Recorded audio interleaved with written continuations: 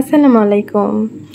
আমার বাচ্চাদের তো ভীষণ পছন্দ পুডিং, কারণ তাদের আমি যদি রেগুলারই করে খাওয়াই তাতেই খুশি। তো আজকে বিকালবেলায় তারা অনেকবার বলছে, যার কারণে বানিয়েও দিয়েছি। তো ভাবলাম ভিডিওটি আপনাদের মাঝে শেয়ার করি। আমি প্রথমে হাফ কেজি গরুর দুধ জাল করে নিছি, তা ঠান্ডা হলে 4টা ডিম, 1 কাপ চিনি ব্লেন্ডারের জারে নেই।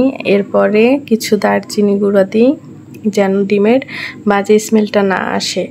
এরপরে যে হাঁড়িতে আমি পুডিংটা বসাবো সেখানে ক্যারামেল তৈরি করে নিচ্ছিলাম।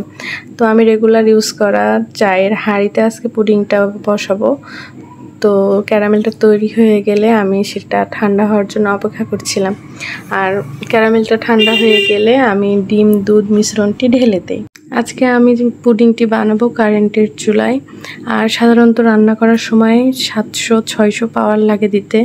তো এখানে আমি 400 পাওয়ার দিয়ে কিছুক্ষণ আগে পানি গরম করে রাখছি আর একটা স্ট্যান্ড বসায় রাখছিলাম। আর যেহেতু আমার চায়ের হাঁড়ি তার ঢাকনা ছিল না, তাই স্টিলের থালি আর একটা ভারী কিছু দিয়ে চাপা দিয়ে আমি ঢেকে রাখি। তা 20 মিনিট রান্না করি।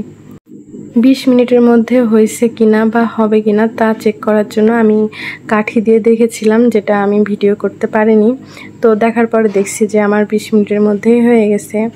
এরপরে আমি ফ্রিজে কিছুক্ষণ রাখার পরে পরিবেশন করি। পুডিংটি দেখতে যেমন লোভনীয় ছিল, খেতেও অনেক মজা হয়েছিল। বাসায় আপনারা ট্রাই করতে পারেন। আর অনেকেই ভাবে যে কারেন্টের চুলায় পুডিং হয় না, কেক হয় না, কিন্তু আমি পুডিং কেক দুটোই বানাই আর অনেক ভালো হয়েছে। ভিডিওটি সবার ভালো লাগলে লাইক কমেন্ট শেয়ার করে পাশে থাকবেন। আর যারা আমার ইউটিউবে ভিডিওটি দেখছেন তারা সাবস্ক্রাইব করবেন।